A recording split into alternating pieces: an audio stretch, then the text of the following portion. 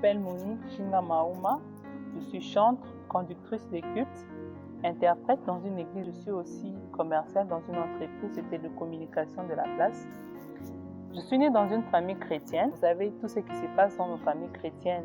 On priait chaque soir. On avait un jour au moins de jeûnes et prières en famille. Donc c'était bien au début, cette ambiance-là me réjouissait. Et puis depuis l'école maternelle, j'aimais le chemin de l'église, sans comprendre en soi ce qui était vraiment, ce qui signifiait au moins ce que je faisais. Alors,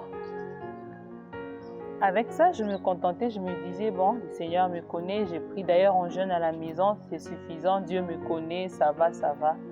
Mais après un certain temps, je commençais à ressentir un vide au fond de moi. Premièrement, j'avais toujours peur, la peur de la mort. Et puis je me disais, est-ce que Dieu me connaît? Ça m'inquiétait petit à petit. Et non seulement ça, j'ai trébuché trop souvent. J'ai tombé dans les péchés, j'étais vraiment colérique, je m'énervais à tout moment. Et c'était difficile pour moi de pardonner. C'était difficile pour moi de vivre avec la personne qui m'a blessée. Je n'avais pas de modèle, j'ai copié tout le monde. J'ai copié ce que mes parents faisaient, j'ai copié ce que je voyais sur la route, j'ai copié tout ce que je voyais, je me disais non, je vais copier telle chose. En cas d'échec, je me décourageais aussi très facilement. Toute chose m'attristait. Une mauvaise situation, une mauvaise nouvelle m'attriste facilement. Alors, cela créait un vide en moi. J'avais continuellement peur de la vie et même peur de l'avenir. Je n'avais pas la foi. Je me disais, qu'est-ce que je serai demain? Est-ce que je vais réussir ma vie? J'avais peur à tout moment. J'ai tombé à tout moment. J'avais une colère non maîtrisable. J'étais compliquée. Et puis, après un certain temps, ça persistait en moi. J'avais besoin de l'aide. Et je crois que le Seigneur a vu mon cœur. Et il a permis un jour, quand je suis entrée à l'université, je crois il y a 9 ans, nous étions invités, moi et une amie, à une conférence tenue par les étudiants de l'Interfac.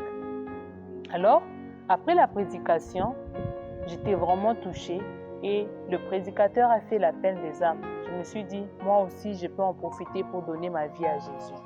J'ai donné ma vie à Jésus-Christ. Ça paraissait comme un simple geste, comme quelque chose de banal, mais puis après un certain temps, je commençais à voir un changement. Ma vie se changeait petit à petit.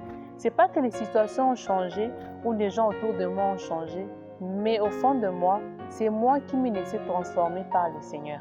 Le Seigneur m'a changé. Les mêmes situations ne causaient plus les mêmes effets. Par exemple, quand je suis autour des gens qui me blessent, peut-être ça peut arriver que quelqu'un te blesse, soit expressement, soit par mégarde, je ne réagis plus de la même manière. Je pardonne maintenant facilement. Quand j'ai échoué, je m'abattais, j'ai pleuré, je me culpabilisais, je me disais non, là le Seigneur ne m'aime plus. Le Seigneur me condamne, il me juge. J'ai tombé dans les péchés. Mais maintenant, même quand j'échoue, je suis toujours forte. Je reviens au pied du Seigneur en croyant que c'est lui qui va encore me relever. Et non seulement ça, j'ai l'assurance de la vie éternelle. Je crois que le Seigneur entend mes prières. Quand je prie, je crois qu'il me répond. Ce n'est pas qu'il me répond du coup, mais je me dis, le Seigneur va certainement me répondre parce qu'il entend la prière de son enfant. Maintenant, j'ai une relation personnelle avec le Seigneur. Et quand je parle de la relation personnelle avec le Seigneur, je peux épingler ma vie de prière. Avant, je me disais, peut-être pour être exaucé, pour bien prier, je dois toujours être en groupe avec les gens. Je crois que le Seigneur nous encourage à être en groupe avec les gens. Et maintenant que je sois en groupe ou seul, je peux bien prier et je crois que le Seigneur me répond. Et même si je ne vois pas les signes maintenant, je me dis qu'il va toujours me répondre, je verrai toujours les signes. À toi aussi qui me suis, c'est peut-être une occasion pour toi de donner la vie à Jésus. Ne te contente pas du fait que tu pries à la maison ou peut-être que tu es né dans une famille chrétienne ou déjà tu pars à l'église.